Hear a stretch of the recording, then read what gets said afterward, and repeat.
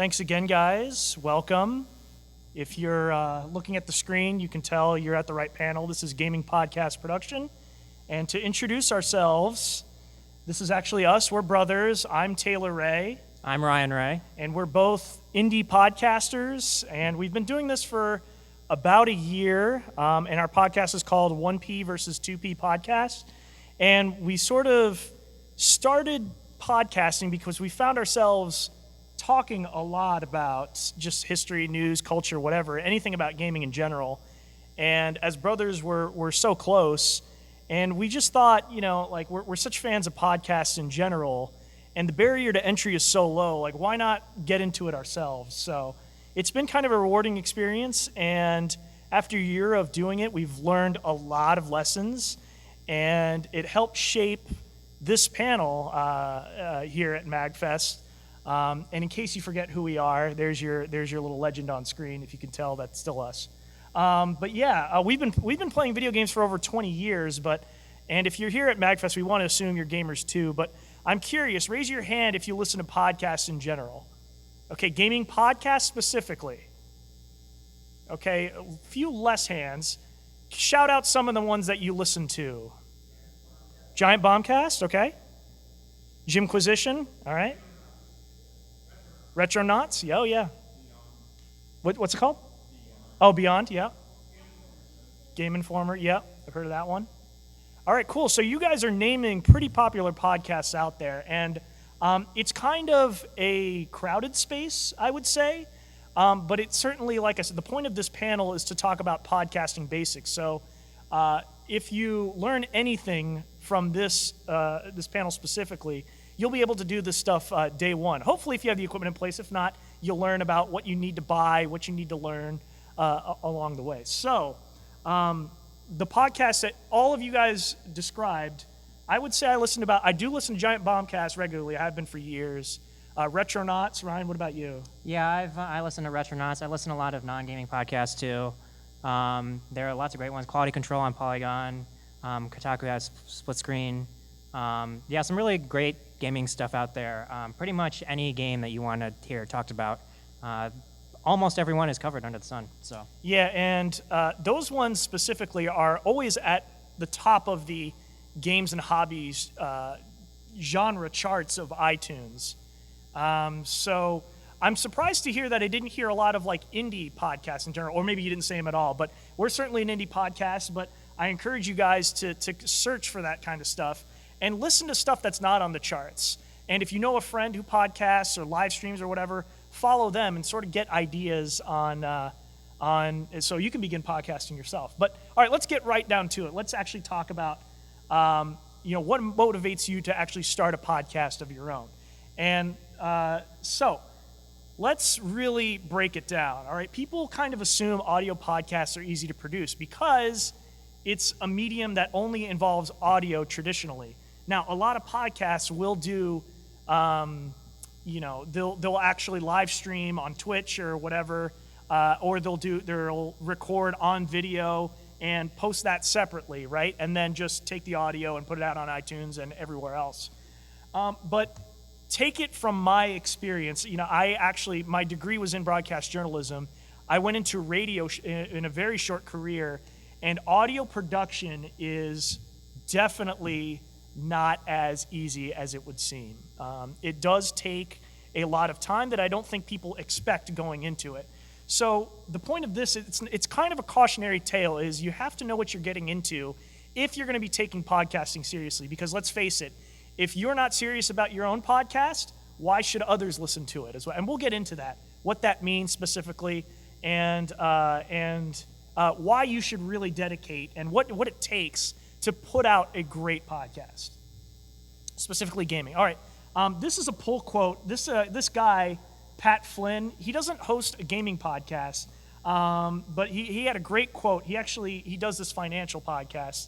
And as it says on screen, podcasting is extremely fun and exciting, and I would agree with that wholeheartedly. I think Ryan would too. But you must internally commit, as you must do with anything that is potentially beneficial but takes some time and effort to do. So kind of a life lesson, but it definitely applies in podcasting in general. I cannot overstate how much we underestimated how much time was going to go into it. We don't do this full time. I am actually, I work in IT, audiovisual work. Ryan is actually an editor. He's a writer. And we do this on the side. We do this on weekends, and we do it for fun because we have a passion for gaming and we have a passion for podcasting in general. So if it is a big time commitment. Right. Just to speak to that, I kind of put together all the content for our show. We record once a week, usually on Sundays, sometimes on Mondays. We try to have a consistent schedule. People who listen to podcasts love when their podcasts come out the same day, roughly the same time. That doesn't always happen, but we try to record on Sundays. And it takes us about, the average episode, we take about an hour and a half to record it. And then Taylor edits and, does all the audio sampling and all that. That takes like 3-4 hours? Yeah, it varies depending on what kind of podcast you want to do. If it's high production value, if you're going to have theme songs, you're going to be doing sound effects. Just the content itself takes a while to build up. What to discuss each week, it really depends on the format, how simple and how much time you're going to be able to commit to it. But generally speaking, and sorry, we're skipping ahead here a little bit. Generally speaking, you want to take how long it took for you to record. Like, let's say you recorded 15 minutes worth of, well, you just recorded for 15 minutes between maybe yourself, you and a co-host, whatever your format is, and multiply that by 3 or 4. That's how long it's going to take for you to edit the show, all right? Export it and post it online and share it. So with 15 minutes, you're looking at an hour, and sometimes even higher than that, especially if you're starting out. Right, and that's just the technical stuff. The actually putting together and deciding what to talk about and doing some of your research if you don't know some of the games you're talking about. I try to scroll away maybe like 5 minutes every day at work to put together kind of like show notes, and then Taylor and I kind of talk about it before we start recording. That whole process probably takes about like an hour and a half or so. Yeah. And like I said, we're kind of getting ahead of ourselves, but the point is, take it from us, take it from our experience. You want to make sure you release regularly. If you start a podcast and you record a couple of episodes and then you take a hiatus, your audience is going to vanish. They really are. A lot of people have a tendency to unsubscribe from non-active podcasts. And I read a statistic out there recently that for every 10 podcasts that get started, 7 don't make it past the 4th episode. That is staggering. And, it is a low barrier to entry, and that's probably why that's the case. People start something, they find it to be too hard, too time-consuming. They don't want to dedicate the time it takes to produce something, and then they quit, and then it's left dead. It's a dead podcast, right? So release regularly. That's the concept. And don't expect to get rich or famous at all. You guys rattled off a lot of very popular podcasts that are from a lot of mainstream websites and from people who have been journalists for a while, who have been podcasting, doing video work for a while, and it takes a long time for them to get to that state where they've built up an audience of thousands of people that regularly download and regularly subscribe to their content, even if it's not just a podcast, right? So, we notice this phenomenon like on Twitch and YouTube. Everyone hears about the PewDiePies of the world, and he's not into podcasting per se, but he's rich and famous, and the vast majority of podcasts out there are not. This isn't to discourage you from starting at all. In fact, the point of this podcast is to encourage you to podcast, but just know what you're getting into. It's going to take some work before you start building an audience. Make sense?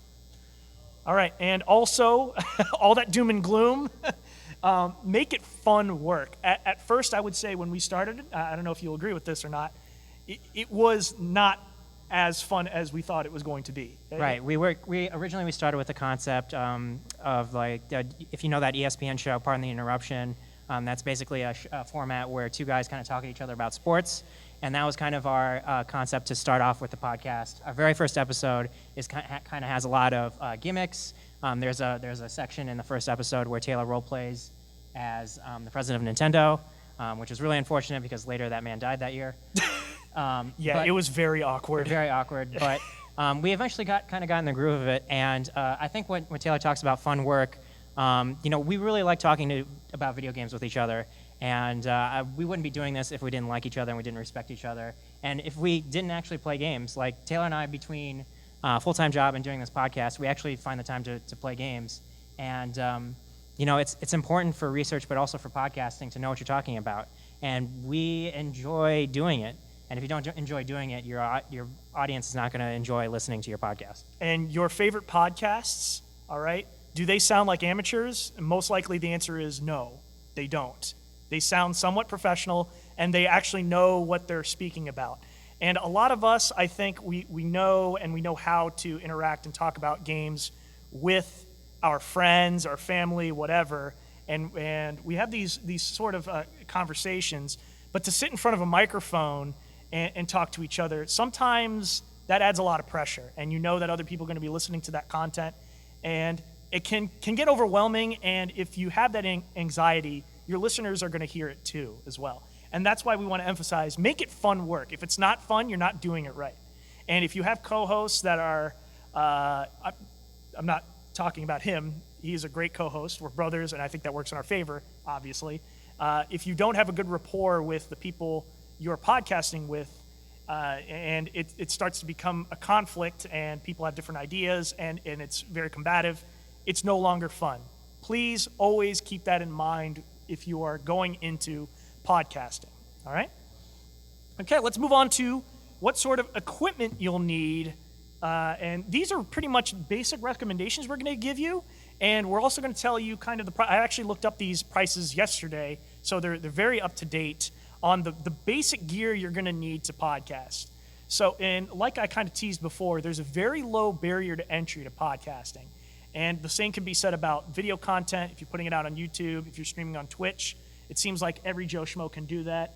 And it doesn't take much to do that. And I would agree with that for podcasting, but for you to get good audio quality and for that to be reflected on your podcast, you're going to need great equipment, and it does take a little bit of an investment. You could record using like a very cheap, generic USB headset, webcam, but it's going to sound bad. It's going to sound terrible. It's going to sound like you're talking through that stuff, and people aren't going to take you seriously. All right. So, microphones, pretty straightforward, right? We're talking into them as we speak, and you're going to need some sort of microphone to record your audio. Now, go ahead and go to the next one. So Audio-Technica ATR 2100, it's actually this microphone we're using right here. And I'm actually, I bought a device that allows me to connect it to my smartphone over here. The reason why I'm recommending this microphone, and you're looking at $55, you're like, whoa, that's a lot for a microphone. But it sounds absolutely fantastic, whether or not we use it at home recording for the podcast, or whether we're at events like MAGFest. I actually took this to PAX South as well, and recording on the road as well. And the reason why I recommend it so much is because it's super versatile. If you know anything about audio engineering, XLRs, most mics like these that we're talking into for this panel, use an XLR connection. It's not a very standard connection when plugging it into like a computer, let's say. But it also has the capability to plug in via USB. So you can use either or, which makes it super versatile. So let's say eventually you start to upgrade and use a soundboard or a mixer for your podcast. You have several people on microphones. You need multiple inputs. Now you need to switch to XLR. And now all of a sudden you have microphones that support that. So that's why I recommend this one so much.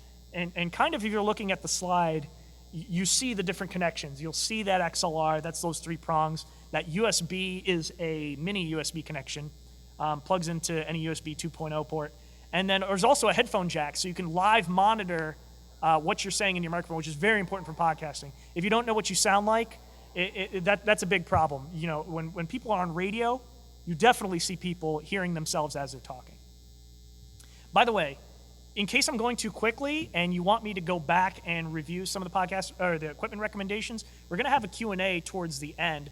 So if you can recommend other gear or you want to ask more questions about specifically what you're going to need, just save it till the end of the session. We'll make sure to open it up for questions.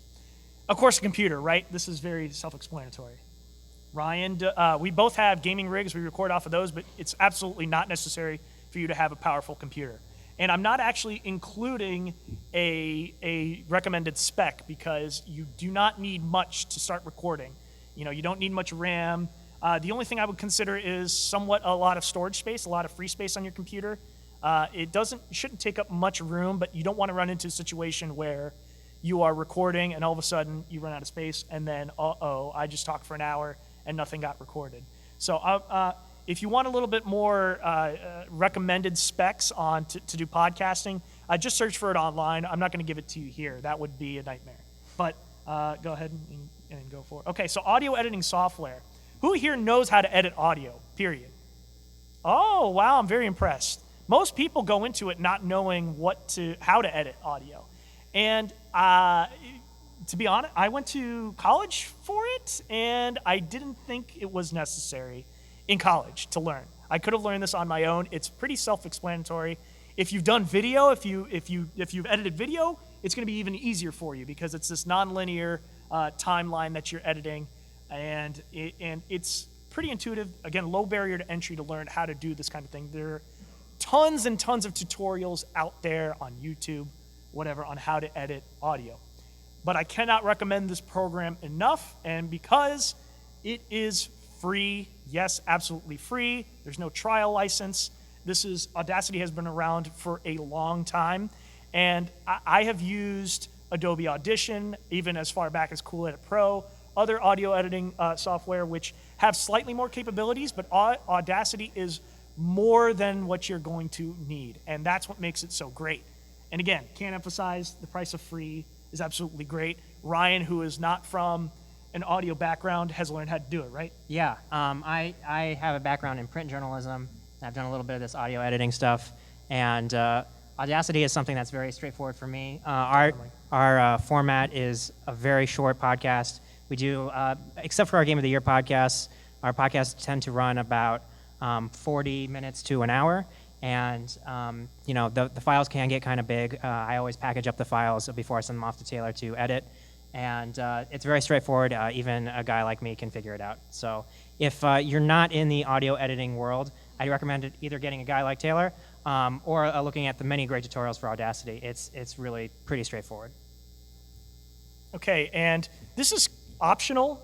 Microphone pop filters. If you don't know what those are, we actually don't have one here on these microphones that we're speaking into. But when you're talking privately and you're very close to a microphone in a room or wherever you're recording, in a closet, I actually record in a closet sometimes, you want what's called a pop filter, because when you talk into a microphone and you go with see, did you hear that through the speakers? All right, you don't want to hear those pops. And also sibilance. I tend to stress my S's, and when you silly snakes like this, that comes across the microphone. It's very hard on people's ears, right, to talk as listeners. And what pop filters allow you to do is to speak into the microphone and not have those be picked up so easily, right? I would also say for hygiene reasons, it's important if you have multiple people talking into the same microphone, or if you have multiple microphones, everybody has their own pop filter, because when you talk, you tend to spit.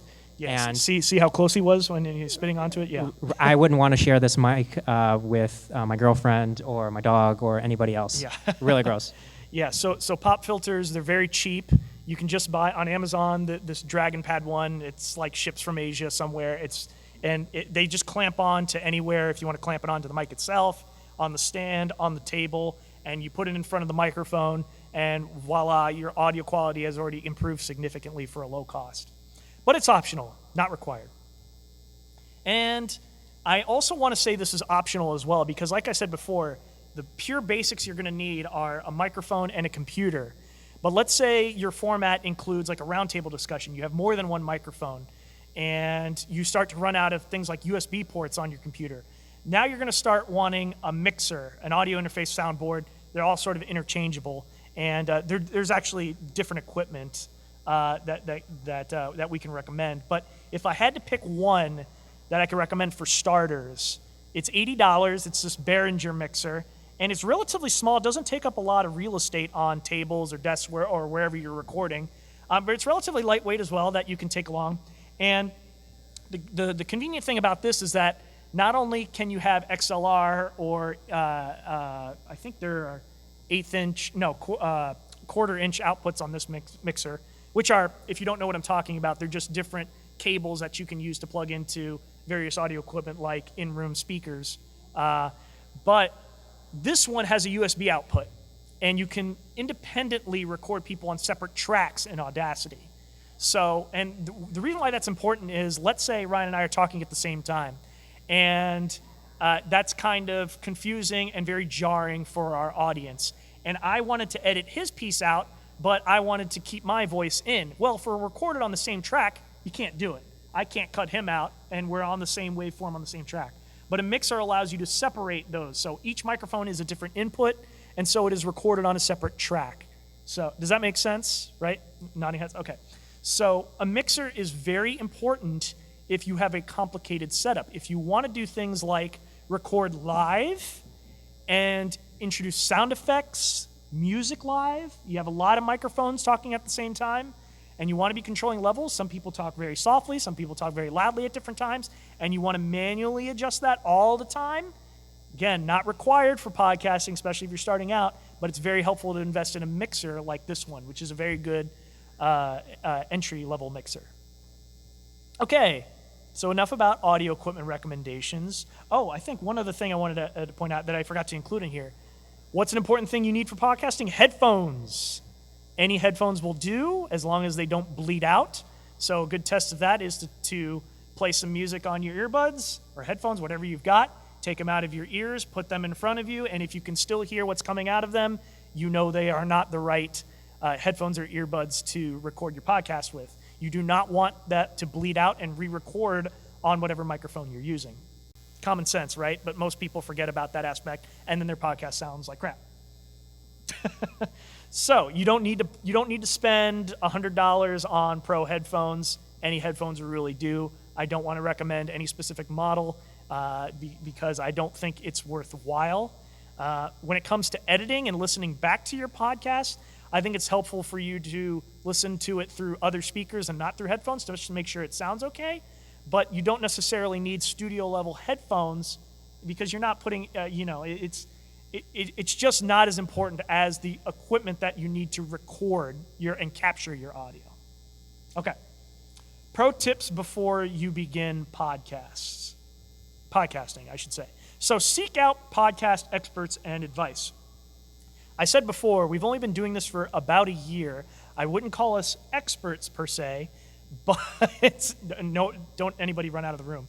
But there are very valuable resources out there to learn how to podcast. There's so many guides out there. The ones I can strongly recommend that have been the most helpful to me is, if you're a Redditor, just go to the subreddit r podcasts. It is an excellent, excellent community that can give you feedback, give you recommended solutions on where to host your podcasts.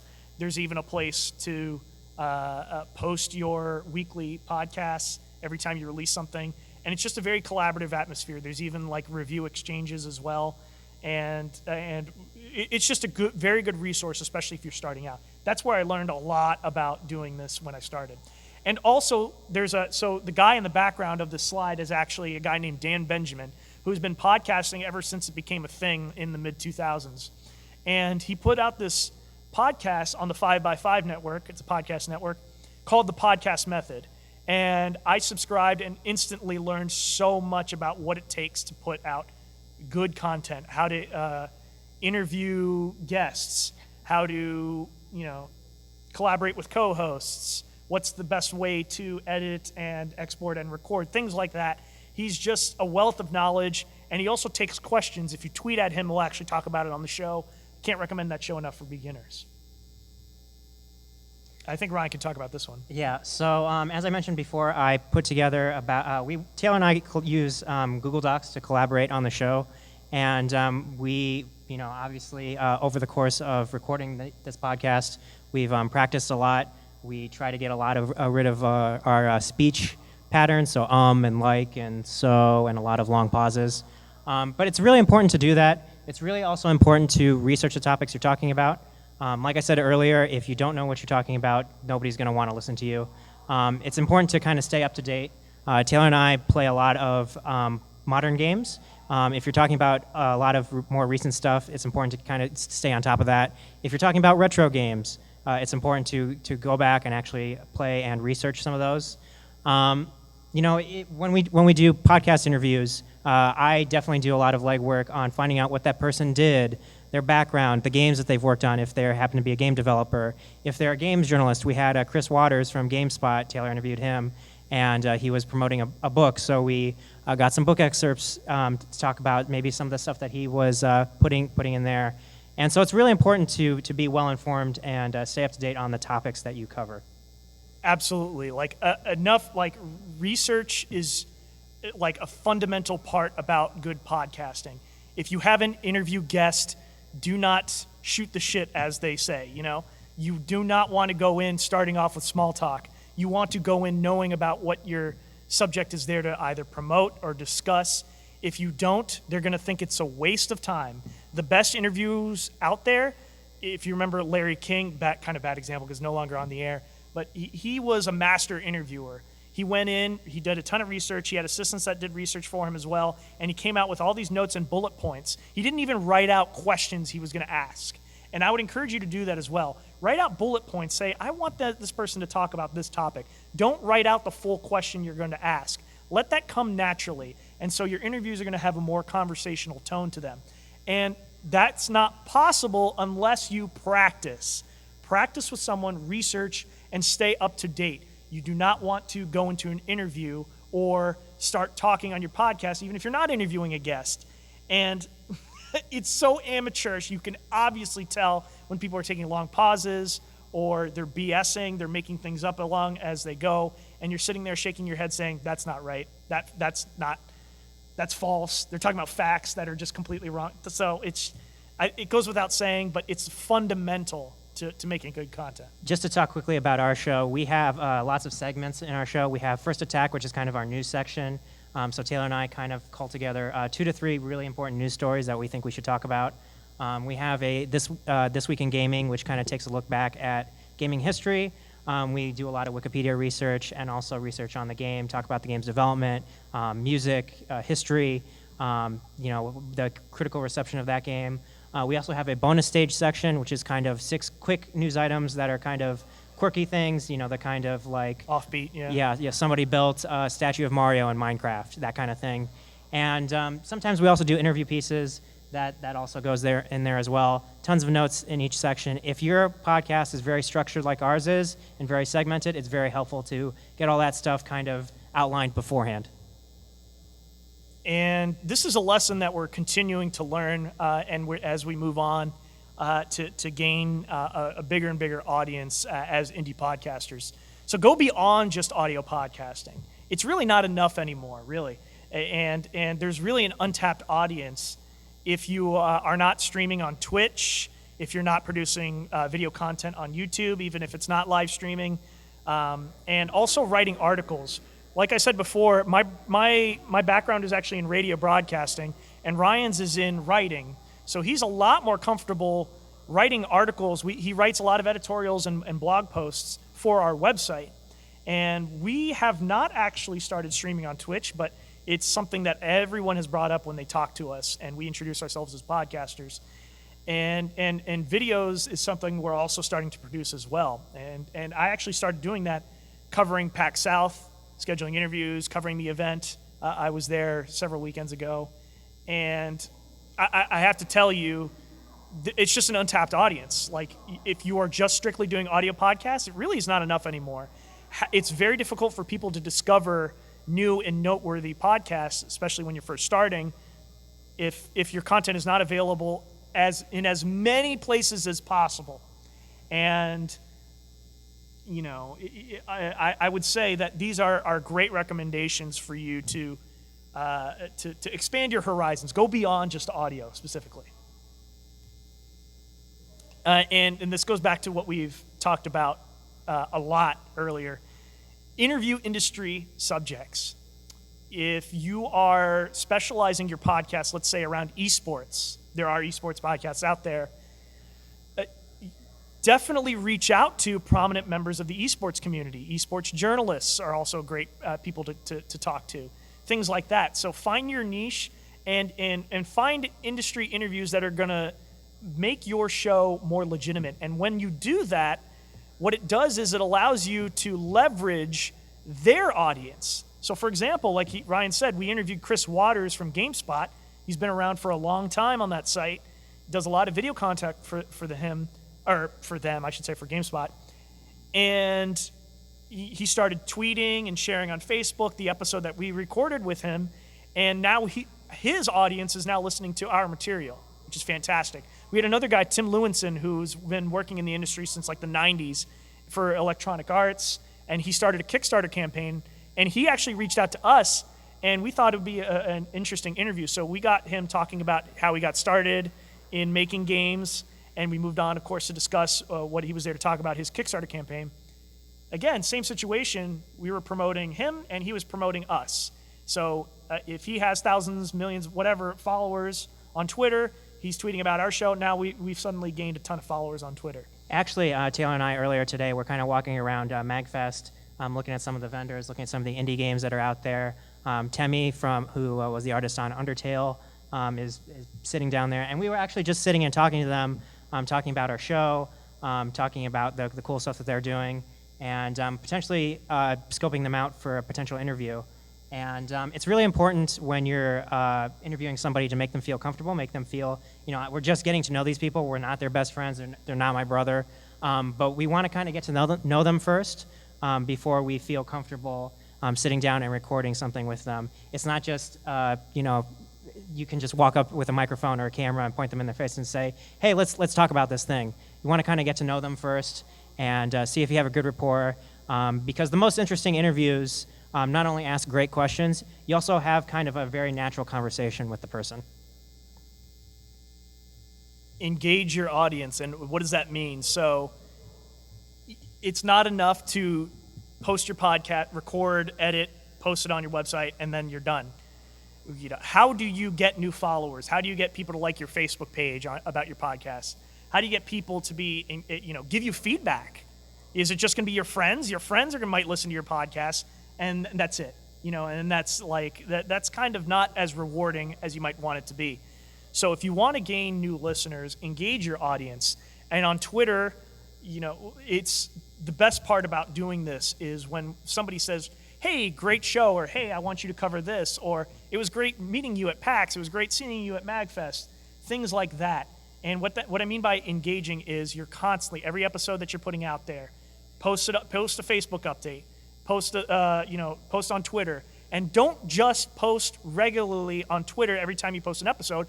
Post when you're not recording throughout the week. If you're not recording, post gaming-related stuff that's related to the topics that you will be discussing. Start sharing other people's tweets, quote tweets, retweets, do all of that. It's very important for you to engage on social media. Otherwise, who's going to discover your podcast? Who? It's impossible in this day and age.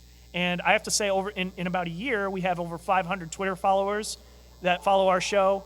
And as we continue every single episode, we steadily keep seeing the download and the play numbers keep growing up. We start seeing iTunes reviews, and we start seeing on every single service that we post our podcasts on, those numbers start to increase on the number of subscribers, the number of followers, and that's very rewarding. You always want to see those numbers going up, right? If it stays flat, if they go down, you're doing something wrong. It's not enough just to post your podcast. Make sure you're engaging your audience, keep them informed, encourage them to tweet at you, encourage them to like you on Facebook, encourage them to email you, share your email, things like that. Those are just some fundamental ways on how to share your podcast. Yeah, and another reason why we do this, other than it being a popularity contest, is it kind of helps us get more content, talk to bigger people. We didn't start this podcast a year ago and say, okay, we're going to talk to the guy who created Mario straight out of the gate. Yeah, that'd be really cool, but we have to be kind of a legitimate presence on the internet before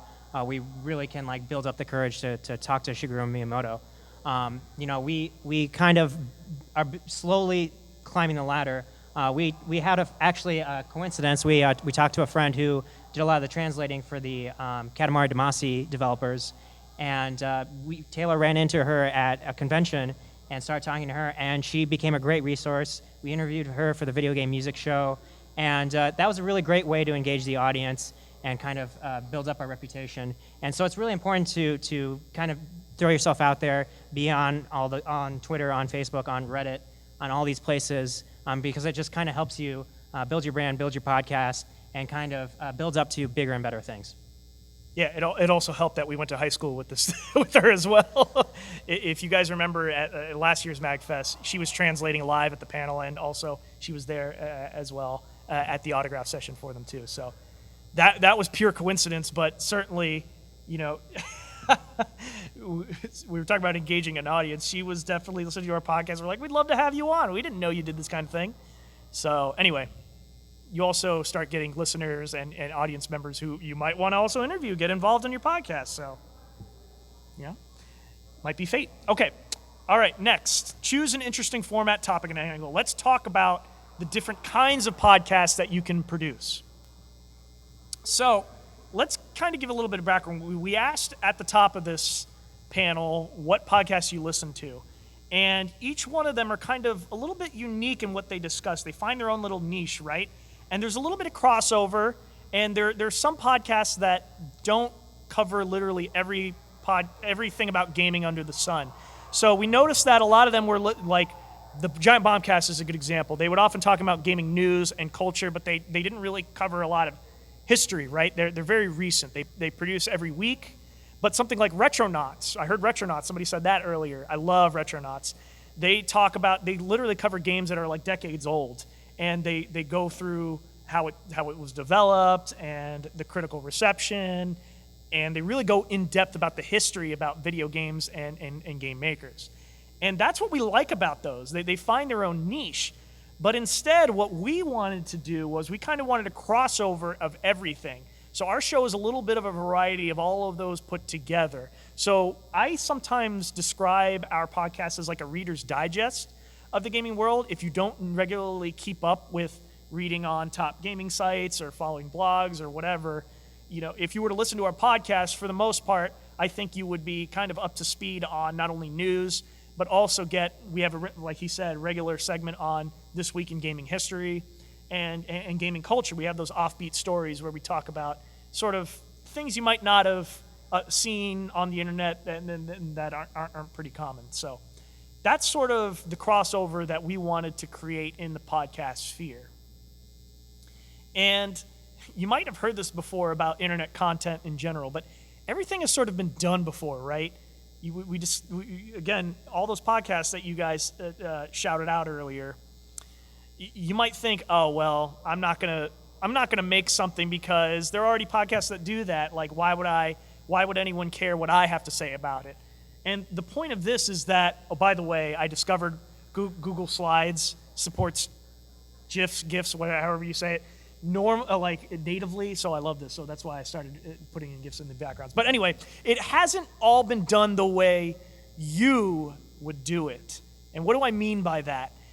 If you have a personality, if you have a certain spin, if you have a certain level of expertise, make sure you are inserting that personality into your podcast. So if you, let's say, I don't know, if you are a fan of Capcom fighting games and you covered the Capcom Cup, you covered, I don't know, other tournaments, that community in general, that is a niche you've discovered, and there aren't many podcasts that cover that specifically, and now you can tap into an audience that's looking for that content. So make sure you inject a lot of that personality. I think when we learned a huge lesson when we first started off. We were kind of dull. Our content was a little boring. Our delivery wasn't very exciting. You know, it felt like we were just chatting with each other. It was very monotone. I thought it was very boring. It wasn't good stuff, and it took us for a while for us to get into the groove and really kind of make it our own. So I know it's hard to put into words, but what I mean is find your niche and find that personality to make your show interesting and compelling. Don't be a Joe Schmo that if you listen to the podcast, you're like, man, I wouldn't want to recommend this. I'm not going to share this. I'm not confident in this material. Why is anyone else going to listen to it, right? So, all right, there are 180,000 estimated active podcasts in the U.S. alone. If you look at worldwide, it's something like over 250,000, something like that. It's a hard number to capture because podcasts are on a lot of different platforms. It used to just be exclusively on iTunes. Now they're practically everywhere. But there are this number is so huge. You know, how do you separate yourselves from everything else that's out there, right? And so you need to ask yourself these questions. Why should we listen to your show over someone else's? If you can't answer that question, you're not ready to podcast. Okay? You need to find a sort of a little mini elevator pitch that you can, tell your friends. If the only people that are going to listen and care about your podcast are your parents, you haven't found your audience. You haven't found your niche. Why?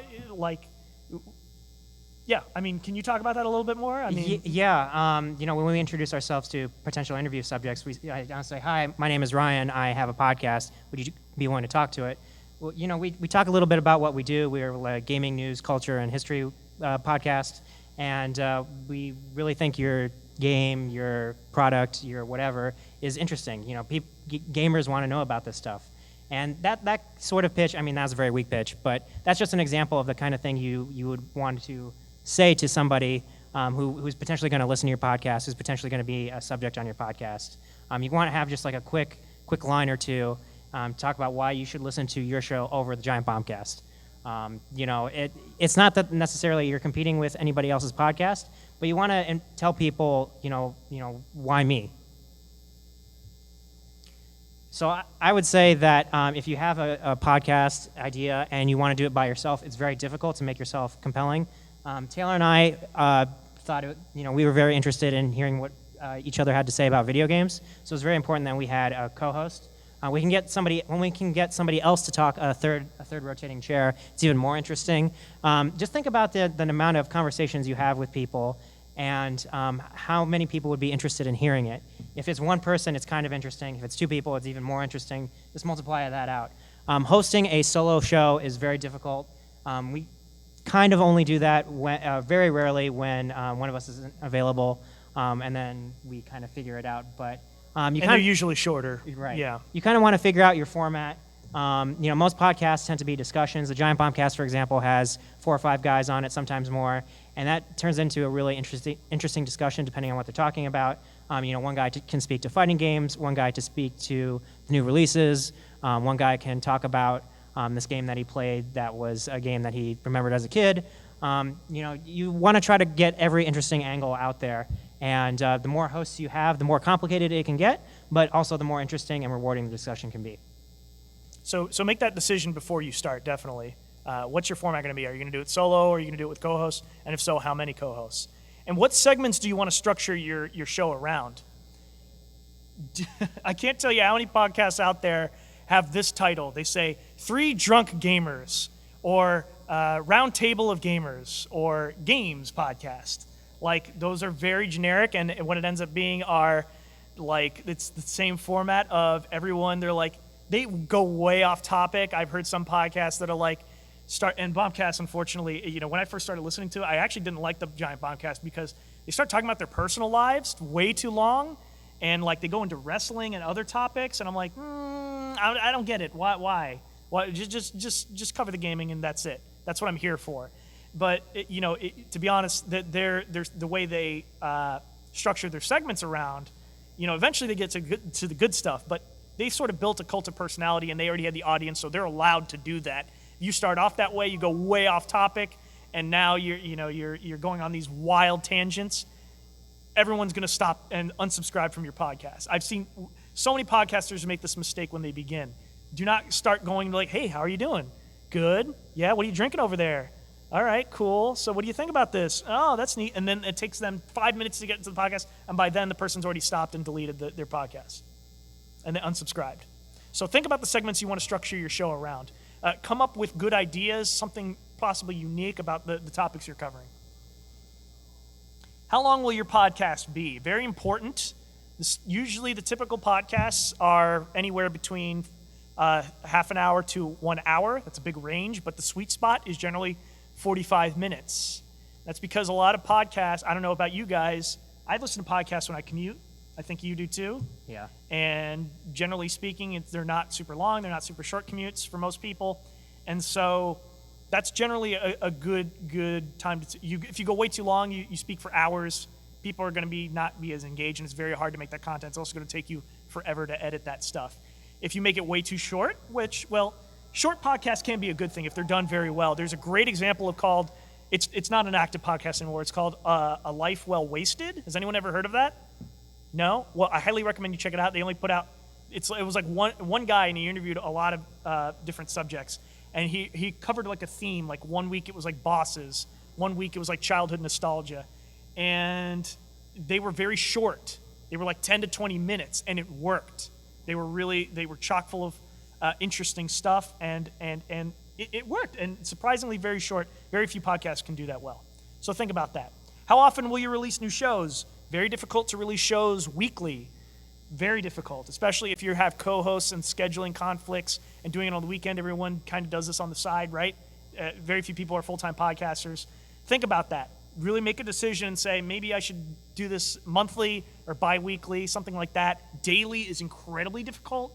Don't recommend you do that. Very hard for you to keep coming up with new content every single time. So last year, Taylor was planning a wedding, his own wedding, and we had to kind of take a podcasting hiatus because he was getting involved in all the wedding planning, talking to caterers and all that stuff. And we had to take a break from the show because it wasn't possible to keep a regular schedule and say, okay, Taylor, let's sit down and talk every Sunday from 6 to 7. That was kind of hard on us and kind of hurt our subscribers because they didn't get a show from us. But we needed to take a break, and you have to kind of consider your release schedule when you have a weekly show like ours is. Will you have background music or sound effects? Very important decision. There are some podcasts that don't, and that can make it work if you're good enough. But I strongly recommend you find this stuff. And if you are looking to play music, like for your theme, for your intro, for your outro, make sure you have permission to do so. We actually reached out to a chiptune artist called Phonetic Hero, who's a MAGFest regular. And we said, hey, we liked your music. Can we use it for our show? He said, sure. He gave us permission. We were allowed to do that. If you decide to play an artist's music and you do not have permission from them to do that on your podcast, you may run into some legal problems. You'll get takedown notices, and that's a big problem. You do not get into that. And there's also this legal precedent called fair use. So if you decide, like let's say we cover a news piece about a press conference at E3, and I wanted to pull a quote that someone had said. Fair use, generally speaking, anywhere like 15 seconds is the standard. So if I have 15 seconds of audio from that press conference, I'm discussing it, I might be critical of it, or I'm talking about a game and I want to play 15 seconds of game audio. That is under fair use. Like if you look at NPR plays a lot of audio, and a lot of songs. They don't get permission from every single artist, but because they're only playing 15 seconds worth, they don't need to because they're discussing the music or the sound effect or the quote that they're using. So something to think about when you're deciding to do music and sound effects in your podcast. All right, we're running a little behind, so let's I'm going to kind of breeze through these next few ones, but again, I want to leave some time for a Q&A towards the end.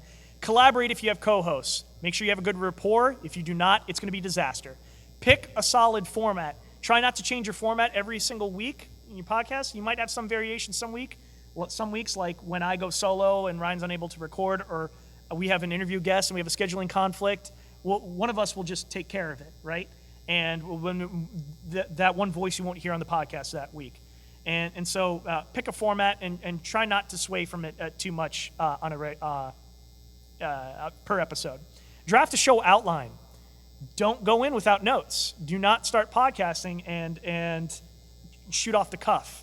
Don't do everything off the top of your head. You're going to inevitably forget things. You're going to say, I forgot to talk about that thing.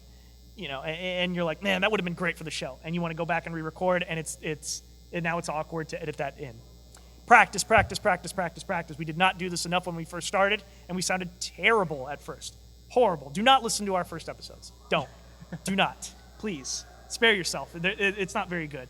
And because we went into there dry, we literally started live recording. We were like, we kept screwing up. We were like, nah, we're not confident in our material, and that's because we didn't practice. All right, prepare to podcast. So this is how you get into this. Is the basics of how to start podcasting. Number one, set up your audio editing software. Can't recommend Audacity enough. Find those tutorials online and get started. Very easy to download and install. You don't need a huge, you don't need a lot of audio engineering experience in order to do that. Go ahead. Yeah, I was just going to say that if you're buying equipment, make sure that your microphone and your setup works with your computer, works with Audacity. Make sure that when you plug it in, it's recognized. I can't tell you the amount of times we've recorded something and the USB connection wasn't working, or was in the wrong port, or wasn't plugged in. Very easy to make that kind of mistake, and it's also very easy to prevent that kind of mistake. So you want to make sure that you're going to connect your mic to your mixer and make sure it's being recognized by your computer. Or if you're not using a mixer, make sure it's directly connected to your PC, and record and play back. Do this every time. I don't care how many episodes you do this. There are a lot of times where Ryan and I record, we play back, and we're like, oh, that didn't sound right. Oh, there was a buzz. We need to plug back in the microphone. If you start recording and it sounds awful, you can't go back. It's very difficult for you to edit that stuff in post-production. Make sure everything sounds okay before you start. Find some theme music. Like I said, this is optional, and sound effects. Again, get artist permission. I highly recommend you reach out to indie artists, people who aren't mainstream chiptune artists, people at MAGFest. If you know somebody who's an artist here, talk to them, ask them for permission. They're very happy to promote their stuff. And at the end of every episode, we credit Phonetic Hero. We say, special thanks to Phonetic Hero for the use of his songs for our show. They're part of the compilation project Chiptunes Equals Win. Very simple. We also post links to his work on our website, on our podcast, in our show notes. And it's mutual benefit. He gets new audience members, and I get to use his music. All right, pick a strong show name. So important. So important. If it does, like I said before, there's a gaming podcast called like Three Drunk Gamers. There's a lot of like drunk gamers. Gaming and friends, and they're so boring. They're not inspired. They're not creative, and it's hard. I know it's hard to name a podcast. It's very very difficult to find something that people are going to say like, that's clever, that's creative, and that's going to speak to the material I'm going to cover. But go ahead. And so, again, something memorable related to your content specifically. If you find your niche, if you're talking about esports, try to put it into the title of your podcast, if possible.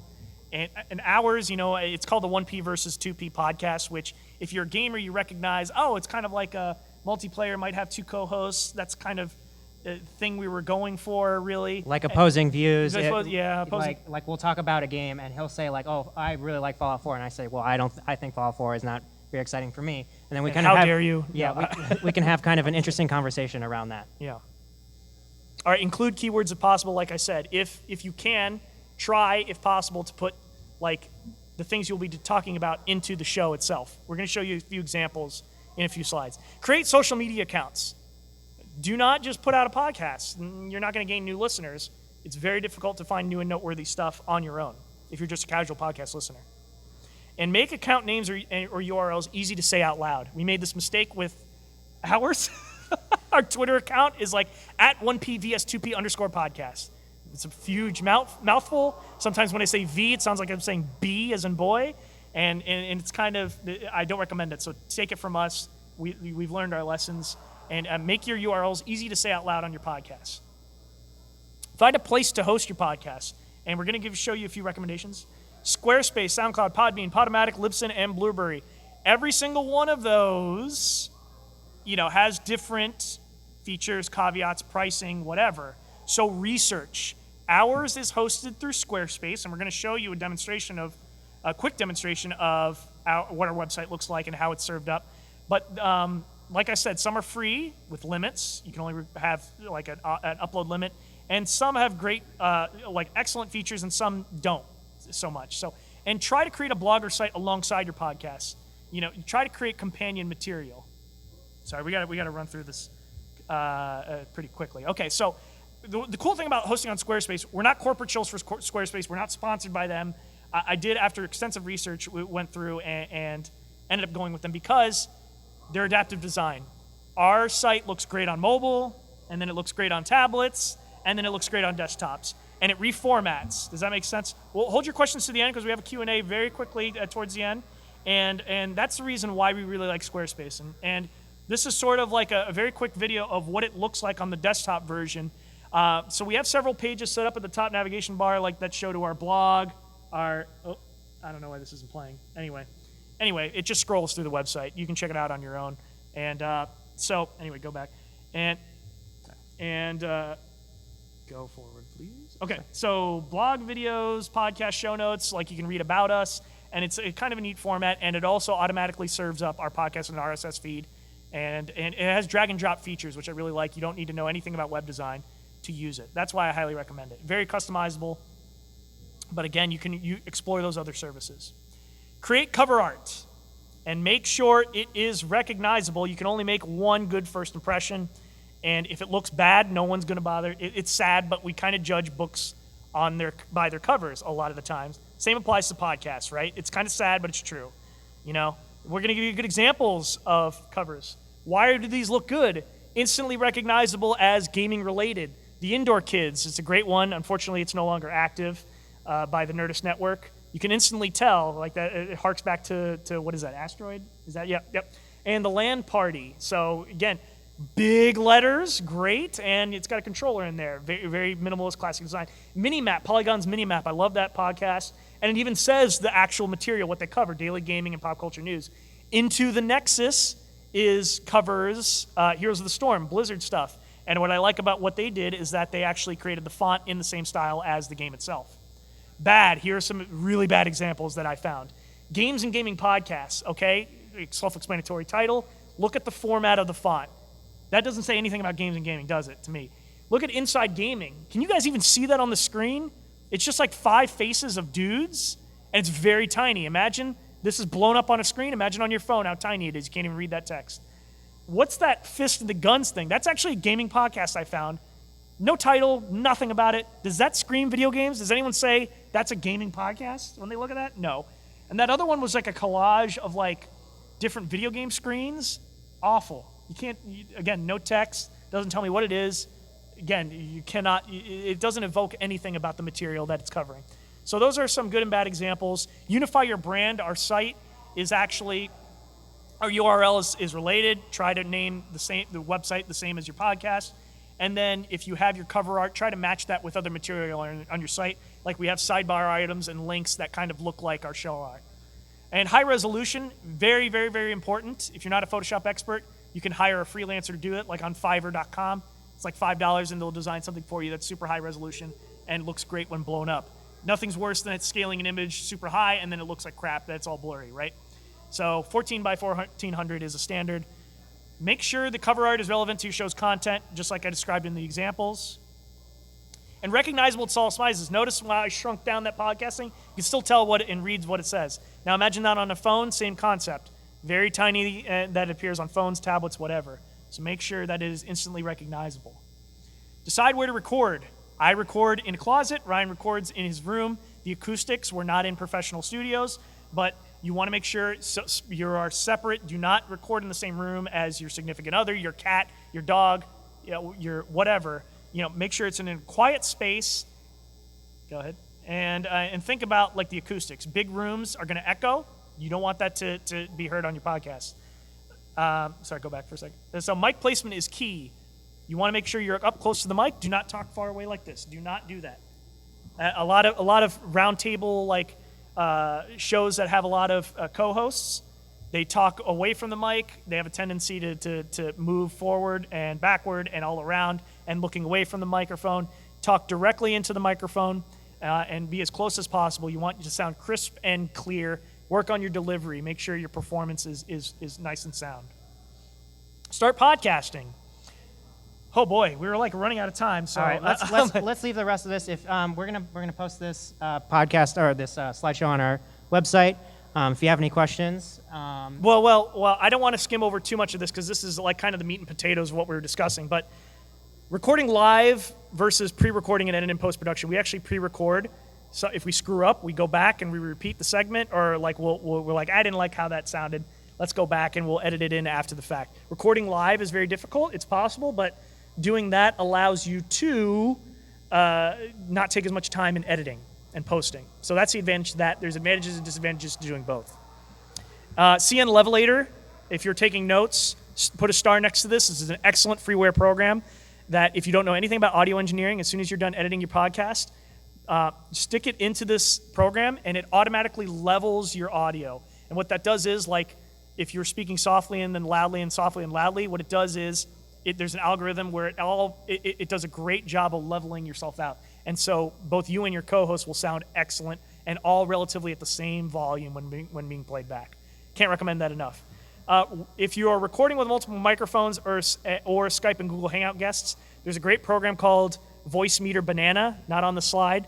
Voice Meter Banana, I recommend that. It's sort of like a virtual soundboard, but it allows you to take different inputs and outputs from your computer, like your microphone or your Twitch stream, and then like a Skype guest, and then your co-host who's on Google Hangouts. And like you can route it wherever you want. If you want that all recorded separately in different tracks in Audacity, you can use something called Voice Meter Banana. There are other solutions out there. That's the one that we've used successfully. Also can be used to record that audio as well. Tag and export your MP3 file in Audacity. Yeah, I know, we're running out of time. That's okay. Tag and export your MP3 file. So enter as much metadata as possible, like things like, go ahead, artists should be your episode host or site name, your album is your podcast name, your title is your episode number, plus the title of the episode, like usually the topic that you're discussing. Try to enter in as much as possible. And if, again, you don't need to be an audio engineer to do this. So to minimize file size while keeping good audio quality, export using the following settings. Instead of stereo, record on mono. The podcasts are like people talking.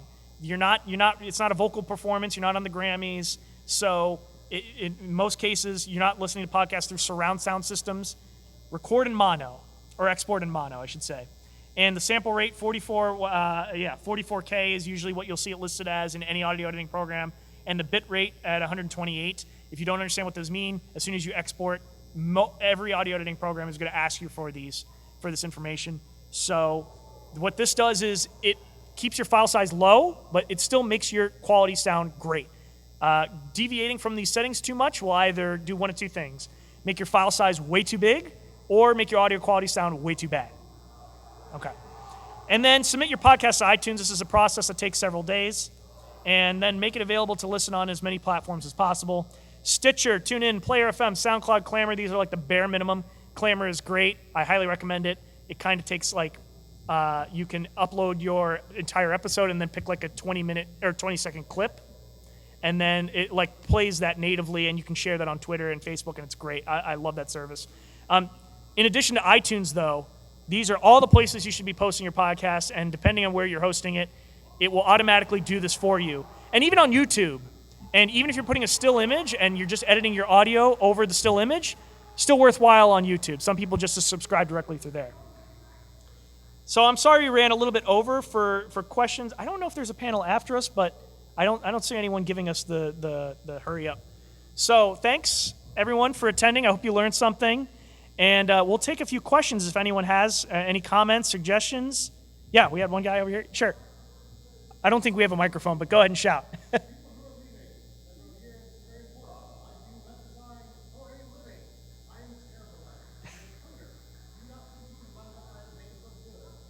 Absolutely.